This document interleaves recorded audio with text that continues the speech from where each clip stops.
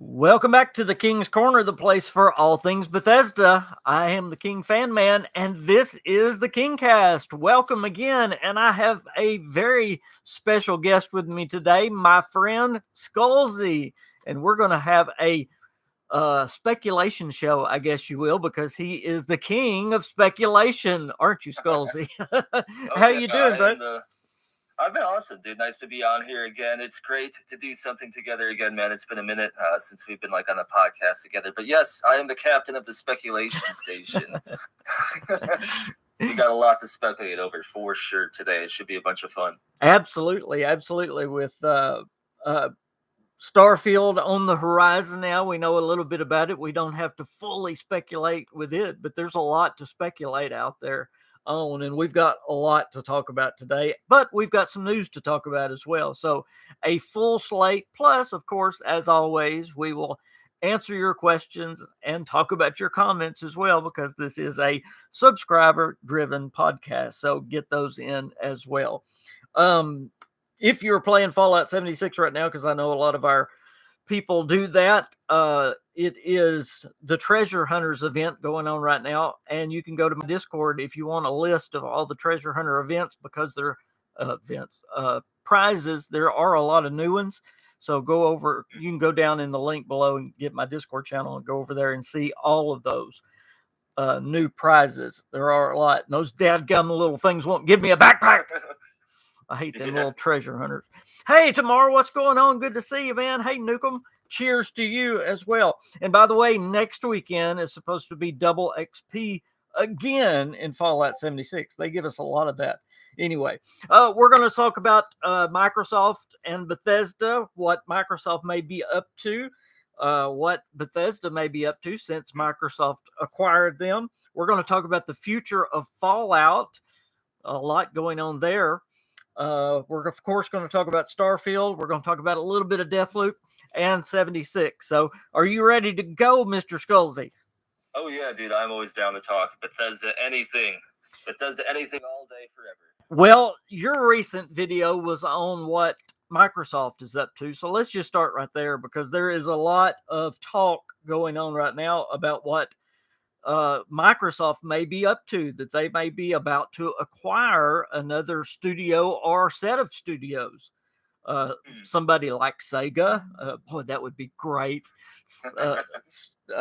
From my childhood, I was a Sega guy, and I know we don't know anything specific, but I'm just going to turn you loose on this one. What do you think? Just speculation. What do you think Microsoft is up to right now? Well, that's just the word to use for this. Definitely speculation, right? Because, first of all, it seems that people are obviously excited for whatever this could be. There's been all sorts of, basically any speculation under the sun, any company you could imagine has already been listed by somebody as like, oh, what if it's this? What if it's that? What if it's Sony? What if it's Nabisco? Like, people are just listing companies, but it's clear something is going on, judging by the amount of stuff that just happened all of a sudden, right? There's been a lot of, I hate that term insiders, but there's definitely been a lot of insiders hinting at something happening. And I suppose to go in a little bit more detail, I talked about this a little bit, I believe, in my stream earlier. As far as what I heard is one of two things. First of all, any company name you hear right now, whether it be Take-Two or Sega or Warner Brothers or whatever, that's all going to be speculation. I haven't heard anyone say a company name specifically, but it boils down to one of two things. I have a couple people I trust. I know they're legit, and they told me something definitely is happening. They're able to verify that. But interesting enough, they did not use the term acquisition. However, a couple of other people that I talk to regularly in the community, I guess you can call them insiders, who, I mean, I try not to attach my reputation or anything to people I haven't fully vested what they've said yet, if that's the right terminology. It's no disrespect to them, but I try to play it very carefully, because as we can see already, this is blown so large just based on a couple tweets that we got to be careful. So again, from these sources, I've heard the term acquisition, and I heard that it's not only going to be as big as Bethesda, but perhaps even bigger. Wow. So it's one of the two things. Something's definitely happening for sure. Who could be bigger than Bethesda? Would you consider Take-Two bigger than Bethesda? Perhaps if at least as big, because Take-Two, we have a lot of big names, underneath them. Certainly. Sega may not be as big as Bethesda anymore, but in terms of just their status in the gaming industry, I'd say they're pretty big because, like you, I grew up playing Sega games for sure. I had a Sega CD. I played a bunch of Sonic games. I did too. Yeah, a lot of people haven't even heard about what that is. Hey, I had the Sega, the first, what was it, 16-bit, and then I had the 32 conversion, and then the Sega CD. It was like the Frankenstein of consoles. Yeah. It was, no, for sure. It was like this thing in Fallout you pieced together to get the vault running again. Like, that was it, yeah. But it was ahead of its time. Sega has always been ahead of its time with the Sega CD and also with the Dreamcast. The Dreamcast, if you think about what the Dreamcast did, even some of the social sharing video elements, it was so ahead of its time. So to see Sega get support from someone like Microsoft, because if Microsoft treats their companies good, that would be huge. I almost want it to be Sega. Yeah. Now, I'm not saying I heard it was Sega. That was obviously one of the rumors. Just speculation. Well, yes, you look at what Microsoft needs. They need new IPs. They need exclusives. Of course, we see that's why they wanted Bethesda. I mean, that's how Sony has been just killing them. They killed them in the last generation with their exclusives. So they need that. Yes. Plus, at least I hear anyway, they want to kind of get in the more family friendly or kids market better. Wouldn't Sega do that? Sega for sure would do that. And also Sega opens up access to a wider demographic of audience, because another thing Microsoft doesn't want to do is get into the Japanese market. I was going to say that, yeah. And Sega, no doubt, doesn't have as big of a hold as, say, Sony does, but they're, again, over there, they do have a legacy, which counts for something, and it's that very legacy that I don't want to see Sega just, like, slowly fade away. I mean, they're not necessarily completely, but compared to what they used to be, I don't want them necessarily making consoles again. I mean, not that their consoles before were any type of problem, but even if you think about it, imagine if Sega takes the seemingly ability to be ahead of their time and think outside the box, and they add to future Microsoft console designs, like they add some of that expertise to a future Xbox design. That could be something Microsoft needs, because consoles are slowly becoming not less relevant, but more here soon, I would say, within a few generations. The consoles aren't going to be the main aspect. Everything is slowly becoming a PC, right? Everything is just slowly becoming more multifaceted. It looks like that at least they're trying to push more of the streaming, the Xbox Game Pass. Kind of like TV has gone Netflix and Hulu and all that stuff. Gaming they're at least pushing the streaming service more than the console itself, correct?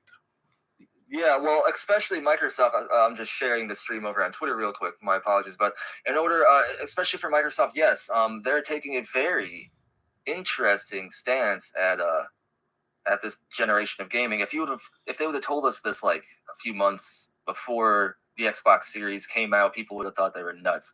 But it's working for them. They're not focusing inherently on console sales or even game sales per se.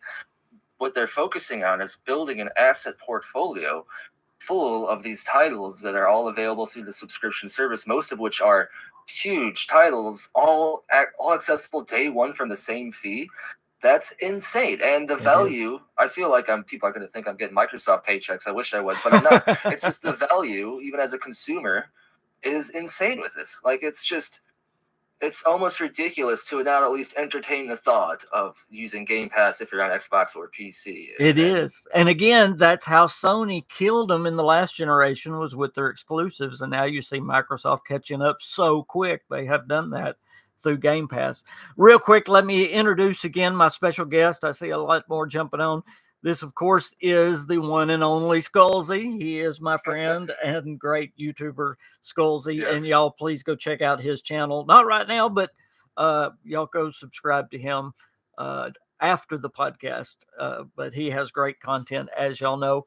And I want to welcome everybody into the KingCast. And we are going to be talking a lot of things today, along with Xbox and Microsoft, of course, we're going to be talking about Bethesda and Starfield and the future of Fallout and all kinds of things. But right now we're talking about what Microsoft may be up to, and the rumors out there that they may be acquiring another studio or numerous studios, kind of like the Bethesda acquisition of last year. Well, if what they're going to do is bigger than the Bethesda merger or whatever you acquisition, then I I can't imagine if it's somebody like Take Two that's going to rock the gaming world. I mean, that's wow. Mm-hmm. And is that good for gaming? Can we even ask that question right now? Is that good for gaming? I mean, we see it going more centralized where, I mean, Sony and Microsoft own everything. Yeah, I mean, that depends on how stuff progresses, right? Yeah. And that kind of leads me into my next question. And I really want you to be brutally honest with this. And I know we don't know yet, but do you see the acquisition? And I know what we've said as far as now, and I'm kind of hesitating asking this, but do you think it's a good thing that Microsoft bought Bethesda? In other words, is this going to be good in the long run for Bethesda, or is it a bad thing? We know that the money influence is a great thing. That Bethesda's got more money to play with, but is it going to hurt Bethesda in the long run in any way? Well, Bethesda's an interesting topic in this discussion because normally I would always say, and I still kind of stand by this, I don't like people being locked out of certain gaming experiences depending on the piece of plastic they choose to play the games on. I don't like exclusivity as a practice. But if we talk about Bethesda here, Todd Howard's little meme says it perfectly. It just works because if you know a little bit about the working history with Bethesda and even Sony to that matter, Bethesda has always been very close with Microsoft. So it seems kind of surprising that it took this long, right? It's a big purchase, so I suppose that makes sense that it would be like even hesitant to bring up. But as Phil Spencer even said, that they changed the literal hardware dynamic. I believe it was the RAM capacitor or something, or the Xbox 360 specifically for Oblivion. And they literally would test Bethesda Game Studios and other Bethesda games for Bethesda. They have a very, very close working relationship for multiple generations. Morrowind was originally on the original Xbox even. And if we talk about Sony here, first of all, I've had both consoles. I actually had a PlayStation for a couple generations before. The first Xbox I had was a 360. I played on my friend's Xbox, but I'm primarily PC now. But basically what I'm saying is I don't have any interest in the console war thing. My point is, I'm speaking facts here, and Bethesda hasn't had the best working relationship with Sony, which is evident even in the numerous issues they've had with both trying to get games to work on their consoles and trying to get mods on their consoles. Even the communication I've heard has just been... And the crossplay issue, you got to add that to the mix. Oh, yes. Bethesda threatened to pull Legends and perhaps other future games from Sony platforms because Sony was holding back crossplay, which goes back to the first thing you brought up. Is this good for gaming as a whole? That depends on how stuff progresses because, again, it seems like Bethesda and, in some extent, Microsoft have been pushing for more cross-play and more gaming in one ecosystem type of thing, which sounds ironic, right, with Microsoft just spending $7.6 billion on exclusivity, but they might be doing all this to put pressure on Sony, hopefully, to allow gaming to be more open up in terms of less exclusives and more cross-play at least. Now, obviously, single-player games may not have as much to benefit from cross-play, but if this big wave of exclusivity and purchases, this may sound ironic, but it may usher in to where exclusives become less common down the road. That might be a strange take, but I kind of see that as being a possibility. Well, if streaming gets more and more and more popular, then it may press Sony to accept Game Pass on their system. Yeah, exactly. That's true. And that's the biggest thing. Some people think if Sony pays Microsoft or Bethesda money that they'll get Starfield or Test 6. Microsoft just paid $7.6 billion and Bethesda just got $7.6 billion. I don't think any amount of money from Sony is going to change things. No. What's going to change it is Sony getting Game Pass on their systems, and that's Again, that seems like that's going to be hard for Sony to swallow, because that kind of takes the L publicly in a way if they're allowing a Xbox and Microsoft game service on their platforms. They're going to be hesitant to allow that, unfortunately, and it's just going to be interesting to see how all this progresses, especially as some of the bigger Bethesda titles, like The Elder Scrolls 6 potentially, and even Starfield, will launch Microsoft exclusive. Absolutely, yeah. Now, Jeremy just made a point. If studios are floundering, or if studios are about to go under, I don't have any problem with bigger studios coming in and saving them. But of course, Bethesda wasn't doing that, as far as we know. I had a whole Kingcast about this not long ago. It seems that there's been a lot of people leaving Bethesda lately, and I know you've noticed that with Nate Perkapile and Jeff Gardner, and it's just seemed like a lot of turnover very recently since the Microsoft acquisition, and that gets back to the question, is it good that Microsoft, because it is a change of culture. It's gone from a private company to, it's a totally different animal now. No matter how much Microsoft says that they're going to leave Bethesda alone and Bethesda's still going to be Bethesda, it's a different thing now with Microsoft owning Bethesda, and we don't know what it's going to be like in the future. We don't. We can speculate. We can say yes, it's going to be good, or no, it's not going to be good, but we don't know. Yeah, exactly. Only time will tell one way or another. But I don't think it's time to start worrying or even saying Microsoft is the best thing ever quite yet. I think people need to just taper their expectations a bit and just let stuff exist for a while, because not only is this a new culture for Bethesda, it's also a new culture for gaming as an industry because of the global situation, the pandemic going on. So a lot of stuff is off lately at best. Which also I think in turn leads to why we're seeing a lot of the leaks. Some people are attributing the recent upsurge in Bethesda leaks to the Microsoft acquisition, but really it's just people working from home and that kind of thing. That's where most of these leaks are coming from.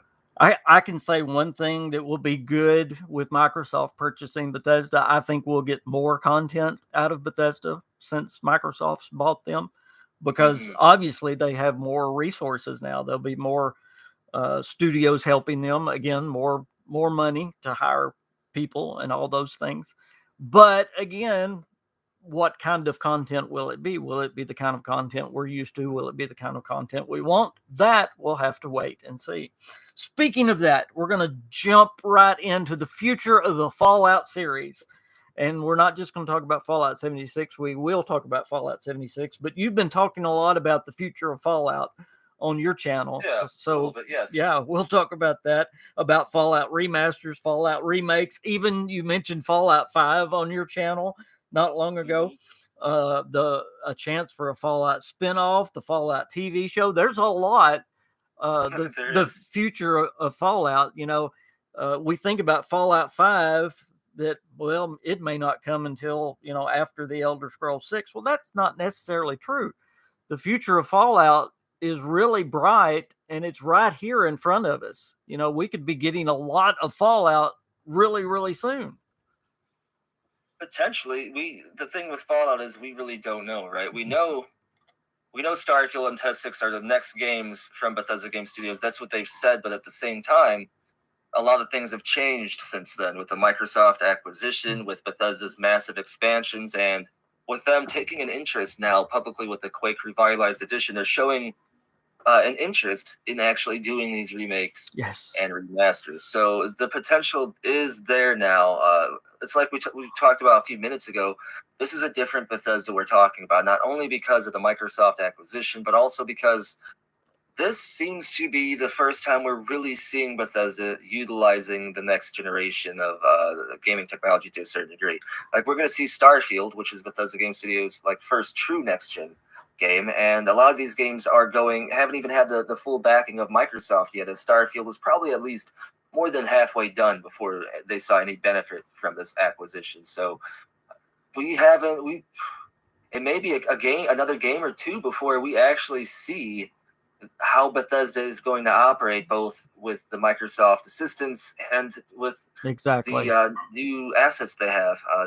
It seems like this generation of gaming strange, right? Like it's not new anymore, right? We've had the Xbox Series X for a bit now, but it seems like it took it a while before it went into full swing. Get going. Yeah, it's not really got. Is that COVID maybe the reason? Do you think?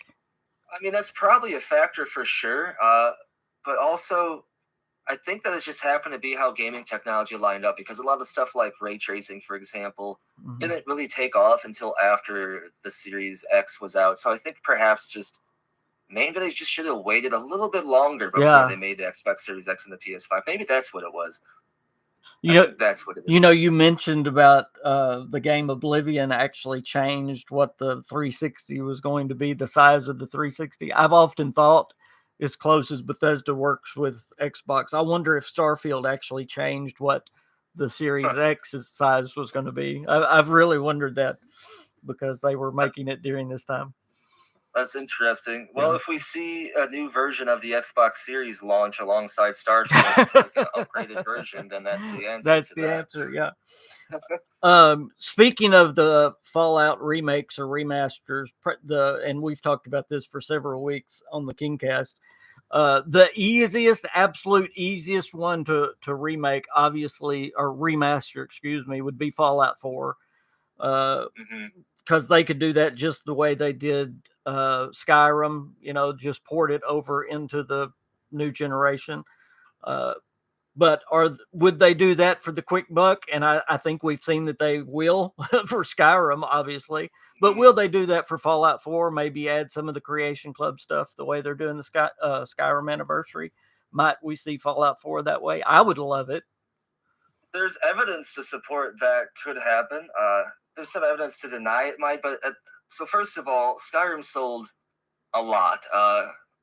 Skyrim not only sold a lot for Bethesda Game Studios, but it's like one of the I think it's the 16th best-selling game of all time as of 2021. So clearly they're going to want to remaster that as much as possible because of that reason, but also because people are spending the money on it. Now, Fallout 4, unfortunately, I don't think sold half as what Skyrim did, but at the same time, they're more interested in remasters and remakes now, and also at the same time, they've been hiring some Fallout 4 modders for a little while now. Yeah, they hired the Fallout London mod writer, but also before that, they've hired a few others who worked on other mods, from what I understand. So, do you think that person could be for 76 or something else?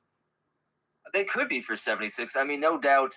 If someone gets hired in specifically for Fallout, they're going to utilize that person on as many Fallout projects as possible, right? Like that's right. If the person is working on Fallout, why not have them work on 76 too? But for them to, if what you're saying is, are they being hired to work on specifically like a Fallout 76, like one of the worlds you can go to visit that's supposed to be added? That might be it. That could be it. People might be getting a little too excited here, but again, there's also evidence with how the Fallout 4 Creation Club content, I believe there is some kind of change to it recently that led people to believe that Bethesda was doing something down the line. Now, forgive me for not knowing the exact details there, but there is some further speculative evidence that Bethesda has been doing stuff with Fallout 4 Creation Club content that makes people believe they might be doing another, a Fallout 4 special edition kind of thing. It appears they're kind of going away from Creation Club. They've kind of finished it with Skyrim. They're adding it to the Anniversary Edition, and it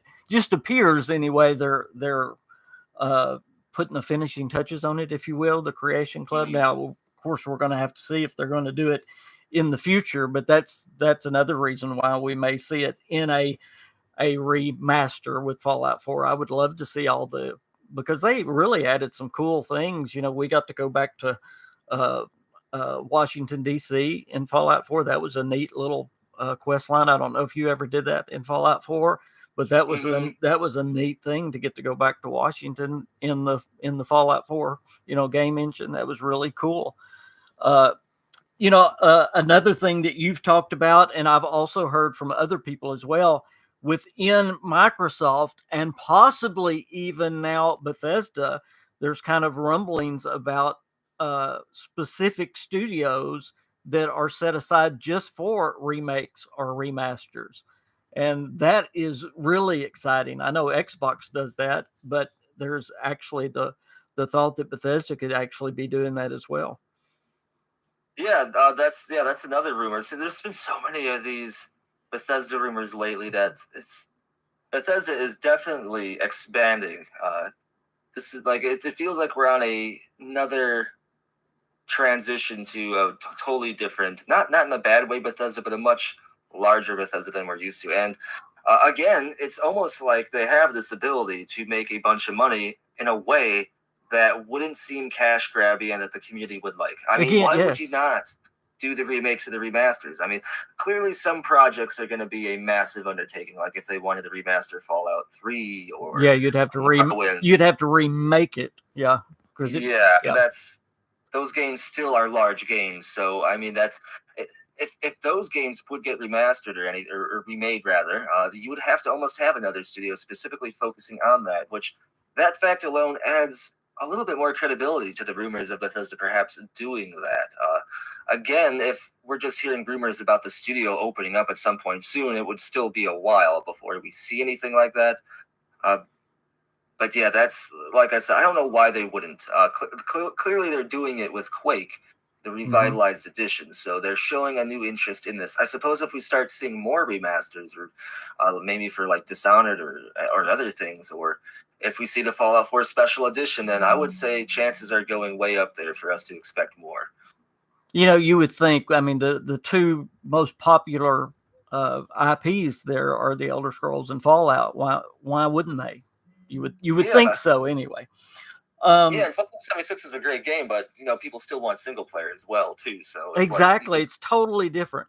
Well, you mentioned Fallout 76, and of course, I have a large audience here that plays Fallout 76, and yes. I want to mention it because we're kind of in shaky ground now with Fallout 76, and the only reason I say that is because the head guy of Fallout 76 has left, and they've not named a new one. They've not said anything. They've not made a public announcement.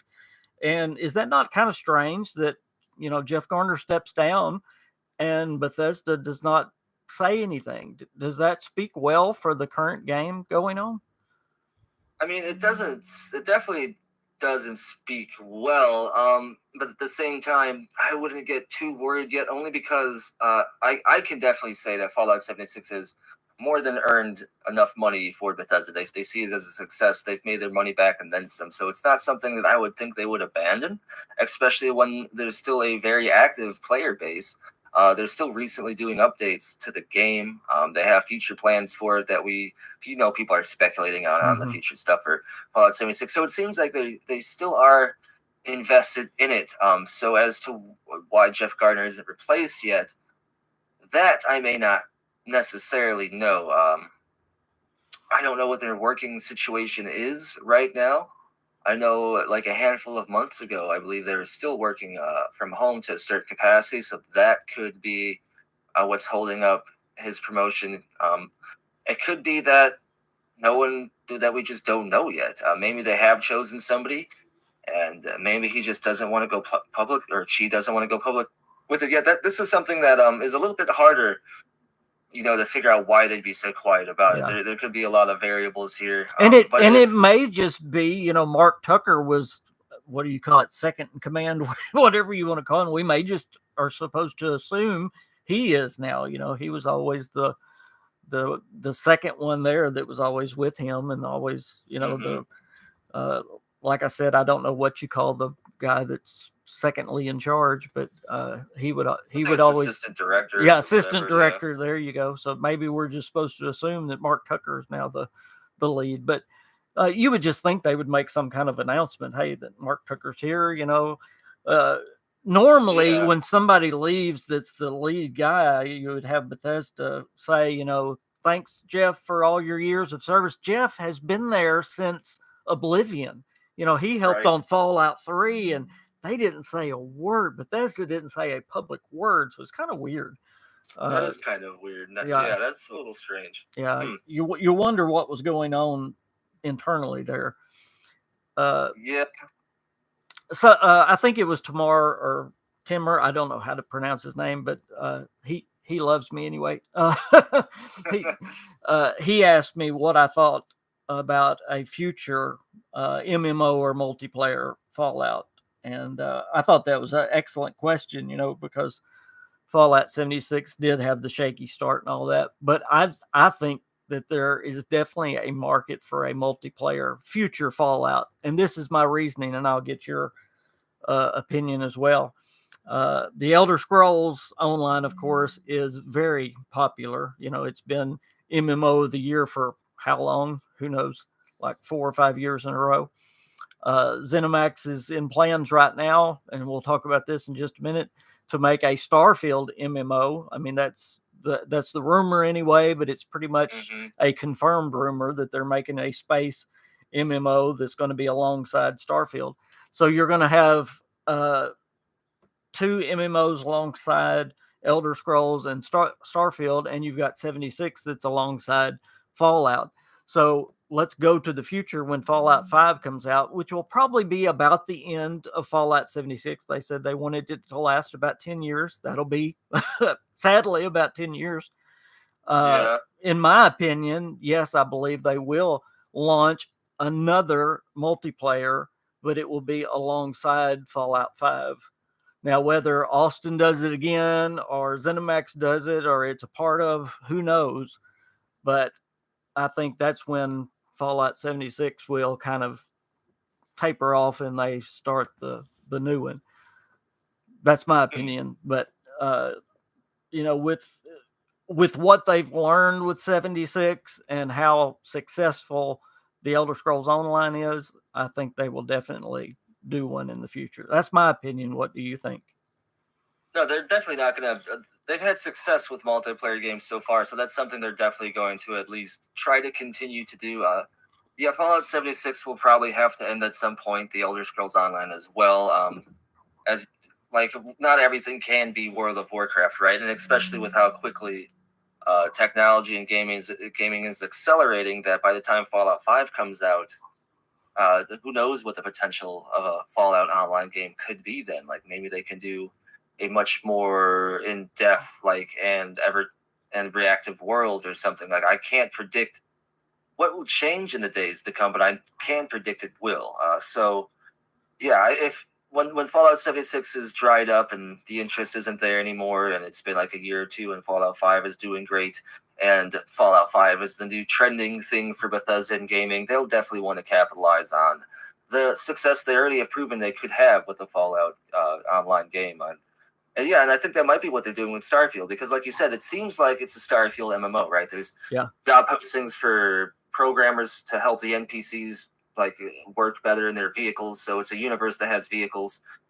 There's a superhero MMO, but there's nothing to support that. But what we do have is ZeniMax Online Studios' only other game was a multiplayer extension of a single-player Bethesda Game Studios franchise. Fallout 76 is the current online game for Fallout, so that leaves Starfield. Why not have a Starfield MMO set in the same universe, standalone game, launch a year or two after the single-player game, when people are still hyped for the game, but the hype might be hitting a plateau that starts to go down a bit, so that way they can kind of predict the hype levels and get it to spark again before it drops. I think that's exactly what's going on. And depending on the Starfield universe, that could be crazy, right? Like, imagine a Bethesda space MMO with almost an endless amount of universe to explore. If they do it right, that could be pretty interesting. Yes, and that could have a very long life, and I can see that as a great success. If Starfield is a success, and I have no reason to doubt that it is going to be a success. Real quick before we get off the Fallout subject, and I don't think I've asked your opinion on this. What is your thoughts on the Fallout TV show? Have you thought about where and when it might be located? Well, what I would like to see, and this is what I think would be the best way to do it, both for already existing Fallout fans and if they want to try to recapture more people, or not recapture, but get like a new audience who aren't familiar with Fallout, is start the game, maybe the first episode, start the game. Here I am sticking to Fallout again. Have the show, start the show, have its first episode be pre-war. the war's going on before the bombs drop. We get to see a couple of the characters before the bombs drop. Get to see an expanded look into the Fallout pre-war universe in action, because we don't get to see too much of that. That would be cool.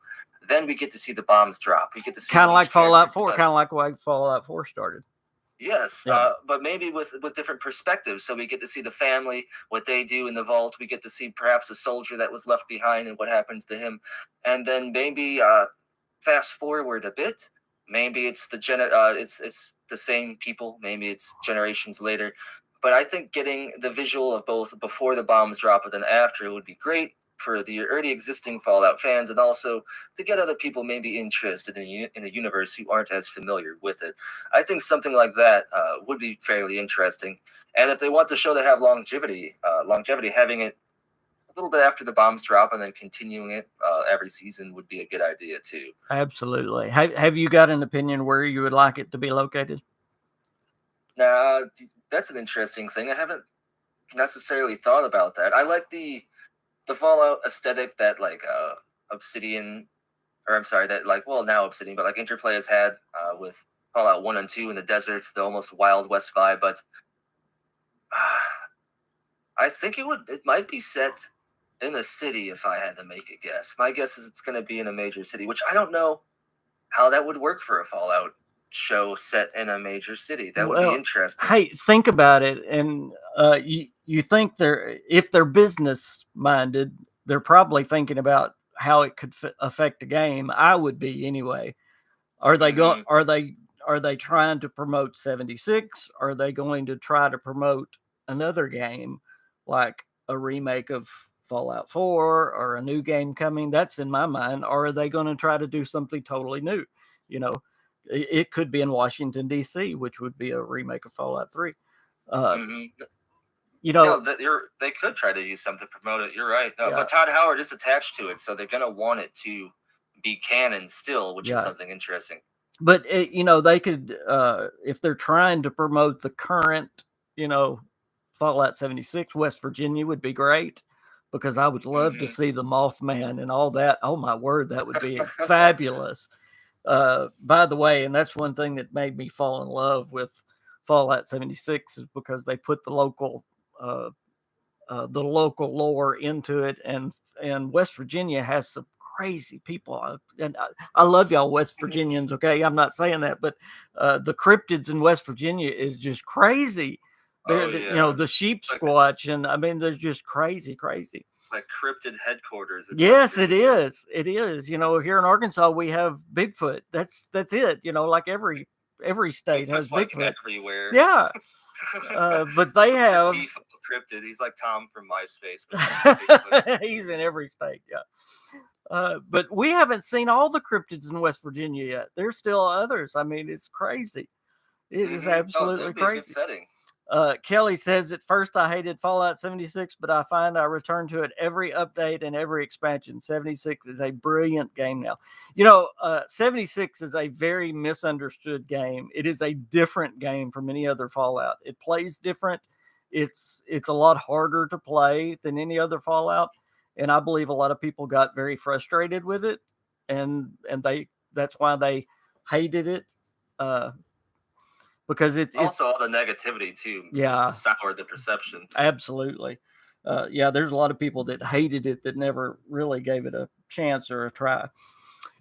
Moving on to Starfield, one of your favorite things to talk about, and I cannot wait for Starfield. It's getting closer, man. And by the way, can you believe that Bethesda has actually released some information about Starfield before E3? It's crazy. A decent amount. Like I said, it's a whole new world. and I have a question. Do you think we're going to learn more through this constellation thing that we can join? By the way, you can join it through their Twitter page and through their website. Do you think we're going to get some more information through that constellation, or do you think those were kind of a slip up? No, I think we should at least get more information, because if they just showed us that the one little burst of the 3 videos and that's it, that would be strange. That would be like abandoning your child at the mall. Well, that's why I'm saying if they don't give us any more, then I'll think it's a slip up.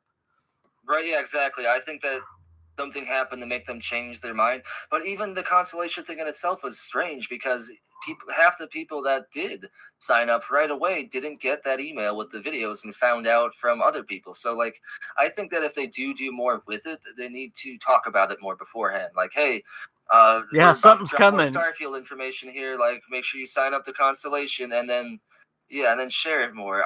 I wonder if part of the reason is because people discovered the videos unlisted on YouTube early.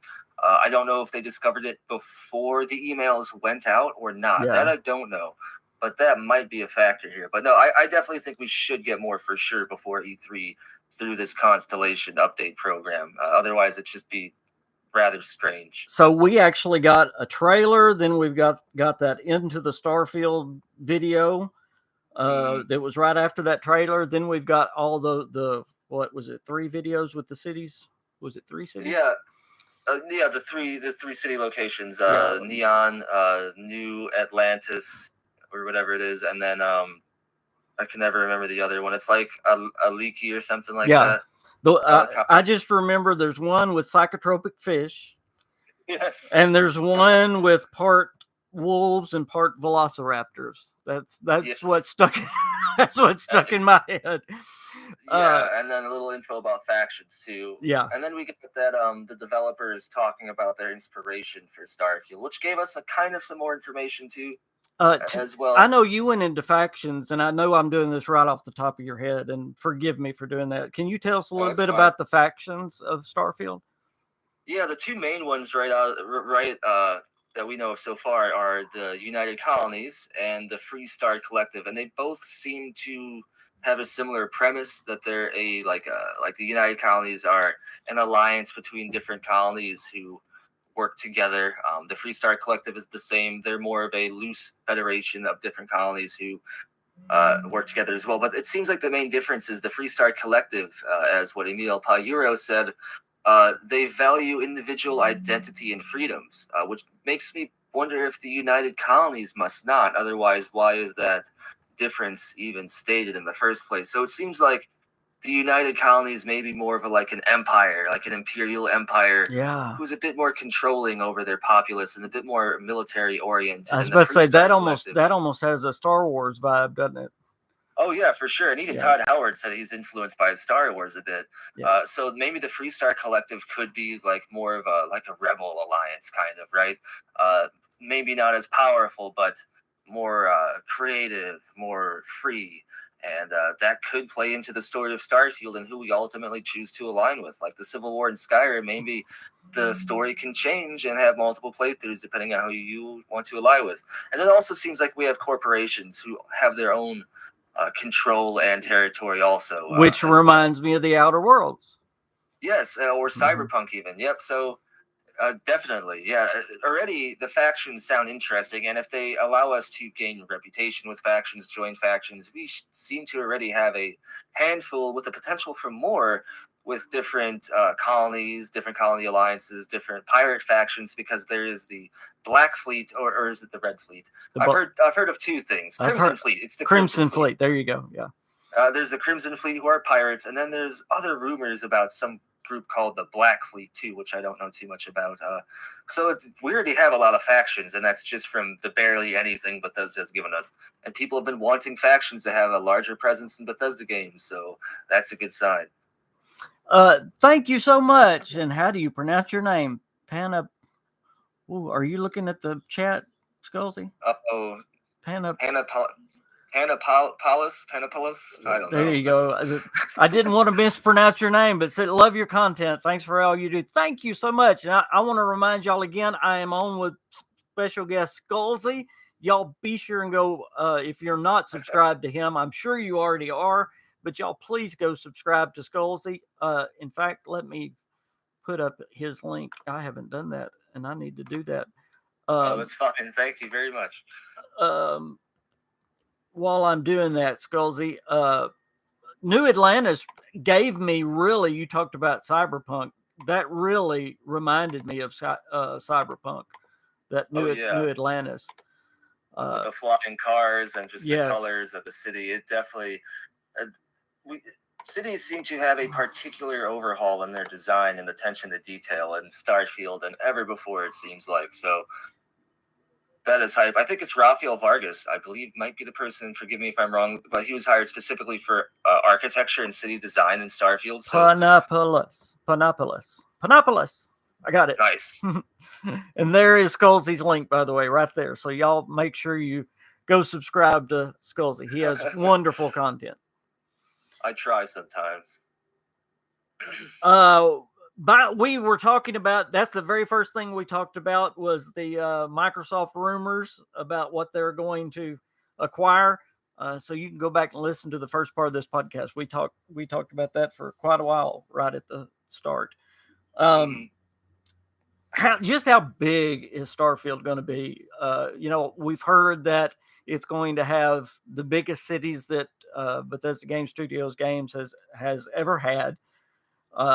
But I'm trying not to get my emotions built up too much, because when I went into Cyberpunk, I was really let down, because yes, they have big cities, but there's really not much to do in the cities. I don't know how much of Cyberpunk you've played.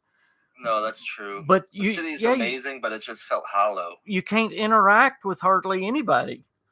There's all these street vendors that you just have to walk by, all these doors that even say you can open them, and then you never do. So clearly they cut a lot of the content out. Yeah. I don't think that'll be the case with Starfield. I really don't. No, well, that's the difference in, of course, a Bethesda Game Studio game. You can touch every item, pick up every item, talk to every person. And of course, that's what normally makes the cities a lot smaller. So that's what I'm saying. Just how big is Starfield going to be, and will my computer run it? That's my question. That is true. I mean, I would hope that we can at least try to go into every building in a city, right? And if that's the case, then a massive city where you can interact with every building would be nuts. So that's interesting. Maybe these colony cities may be well established, but that doesn't mean that they'll be massive in size. The massive cities back on Earth, we just won't be able to land on Earth, and that'll be Bethesda's way of getting around that problem. Yeah, that might be it. But I'm still hoping that my cat is sneezing in the background. That we can still at least go into every building within reason, because you can in every Bethesda game. I can't remember a game where you just couldn't interact with the door of a building without a reason. No, not one of their single player games. No, absolutely not. Yeah. So I would hope Starfield would be the same. Yeah, looking at those three things that they showed us now, two of the cities didn't look massive. The one that kind of looks like the boat. I know it's not a boat, but the one that's above the water, and then the one that you couldn't pronounce, Alaki or whatever it is. It looked like more of a small outpost, with the wall around it. It looked like a Skyrim type city. It looked about that size, kind of thing. Yeah, like a combo. Yeah. But now New Atlantis being the capital, it looked massive. It looked like we weren't even seeing it all, and it looked massive. Yeah. And tall too. So. But if you remember, this is what scares me also. If you remember in Fallout 4, you go to downtown Boston, and what would happen to your frame rate? It would go down to nothing. Yes. So that's another thing, or it's. But that's true. This is a whole new world, though. We're in a new generation. It's a new engine, and so. Yeah, they didn't make it cross-gen, which is a good sign. I mean, a lot of people may have wished it was, but with it being only on next-gen technology, that's only going to allow it to potentially do those types of things, because New Atlantis looks huge. So, I mean, if we're able to go into every floor of every building, that would be insane. Yeah. But, I mean... you can in the Fallouts, and you'd think you could in the Starfields. Right? You would think some of the Fallouts could get away with that because they could just have ruined buildings, right? Like, all these skyscrapers are ruins, so there's no need to go in them. But New Atlantis shouldn't be in ruins if it's supposed to be the biggest capital city in space. Maybe New Atlantis is the biggest city in the game. It probably is. And maybe they just put a ton of time into it. And if that's the case, it could be like almost an entire game's worth of content just in New Atlantis alone. Yeah, I imagine. And of course, I'm just sitting here wondering, how many planets is going to be in this game? It's just, I can't wait to learn more about it. Very quickly, Me hey, too. Anxiety Rangers, how you doing? Thank you, Kelly, so much. I know you are a long-time Skullzi subscriber, and I thank you for coming over here and subscribing to me as well. I know you've been on here a long time as well. Hey, Jim, what's going on? Very quickly again, I am on with Skullzi, and we are down to the last 11 minutes already, and I always set aside the last 10 minutes, especially to the subscribers. So y'all ask anything now, and we'll try to answer, and you can talk about anything now. And I didn't even get halfway through the notes that I had and what I wanted to talk about. But real quick, before anybody asks anything, I don't know if you've looked into Deathloop at all. I've just started playing Deathloop. I've done one stream on my channel. I've wanted to do more than that, but I haven't gotten around to it. But Deathloop looks amazing. It plays amazing, in my opinion. Arcane, I love Arcane Studios. And the reviews are in, by the way, for Deathloop. IGN gave it a 10 out of 10. GameSpot gave it a 10 out of 10. Wow. Game Informer gave it a 9 out of 10, and it scored a 88 on Metacritic. It's doing amazing. Have you heard anything about Deathloop? Have you played it yet? I haven't played it yet, but it's my next game on my list. Everything I've heard about it is good, though, for the most part. A few people didn't like it. I don't know if that's just personal preference or maybe they're expecting more. But I'm hearing the game is innovative, which in terms of first-person shooters is a big thing to say. So it is more of a puzzle type game, and I don't mean that. It's more of a mystery type game. You have to solve the mystery. It's more like a James Bond murder mystery. It's really cool.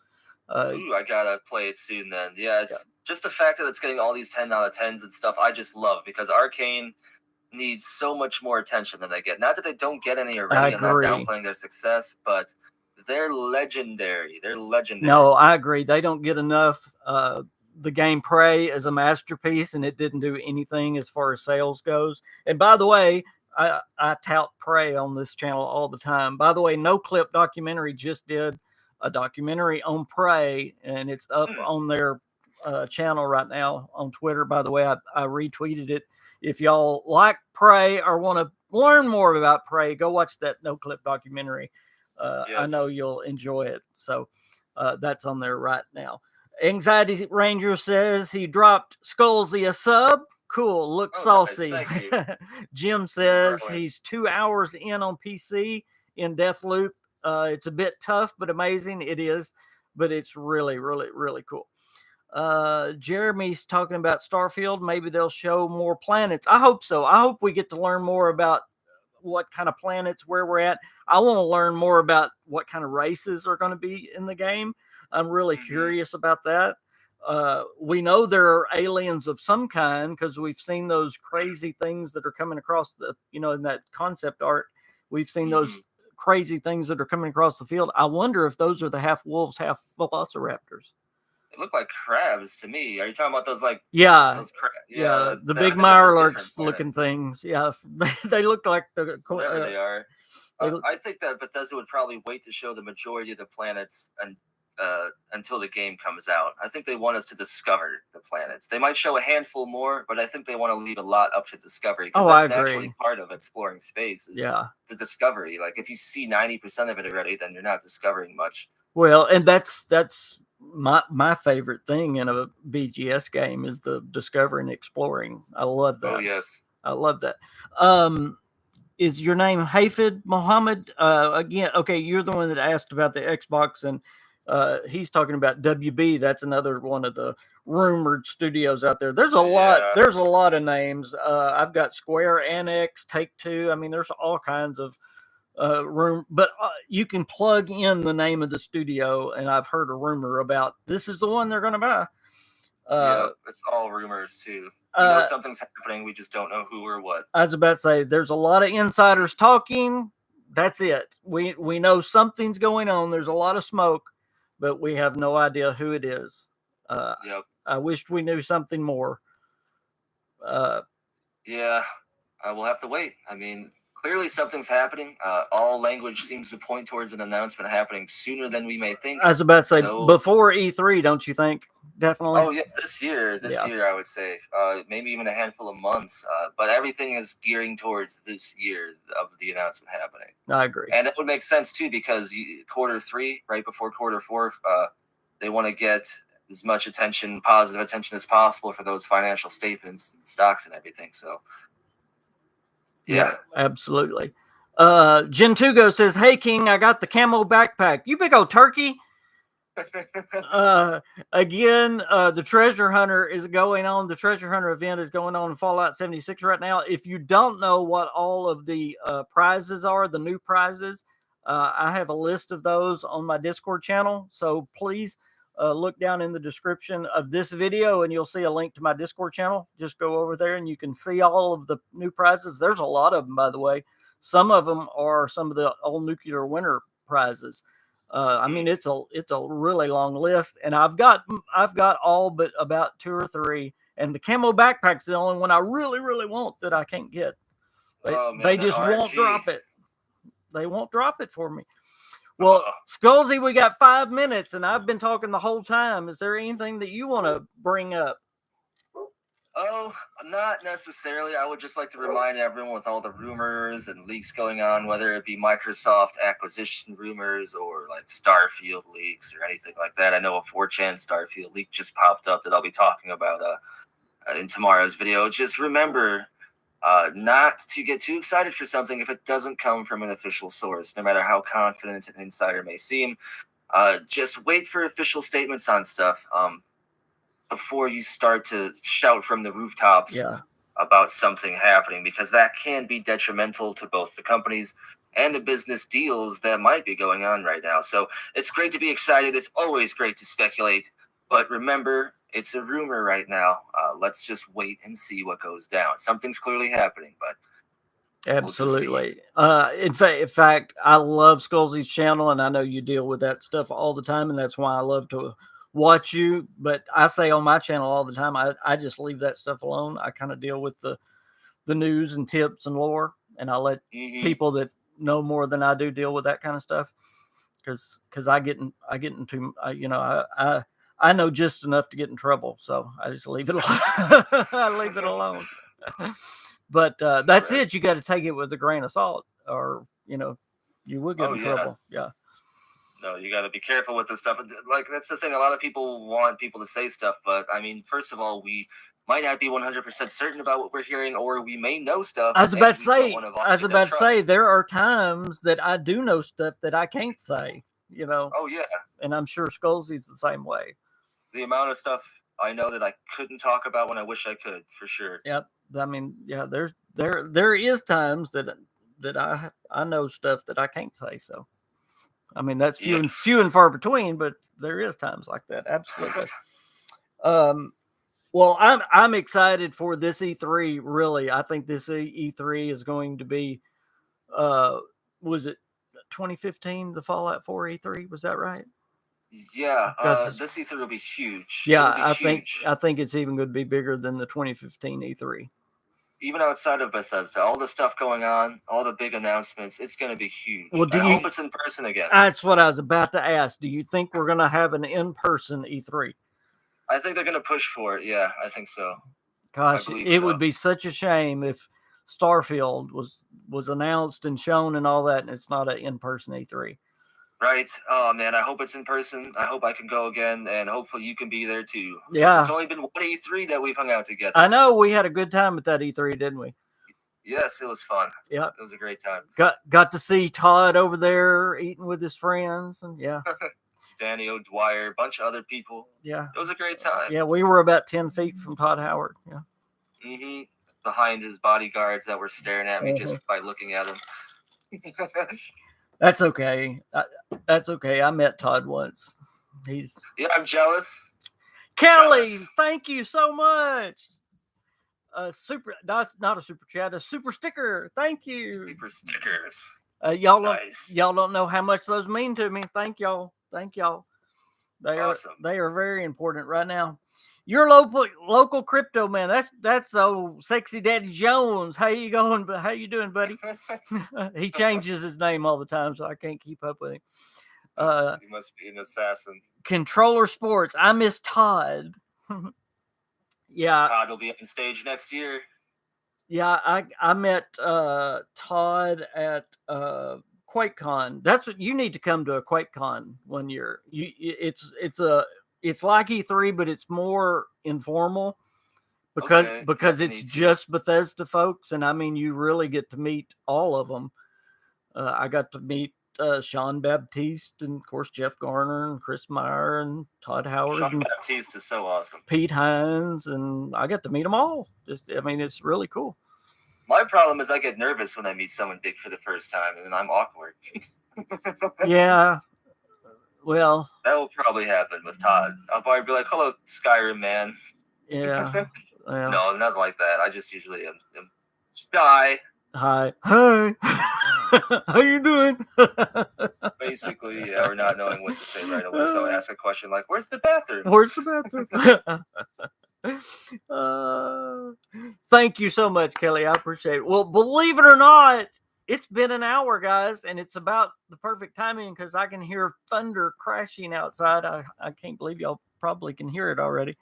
But Skullzi, thank you so much for being on the KingCast. We've been wanting to do this for several weeks now, and we finally got it together. So I appreciate it, man.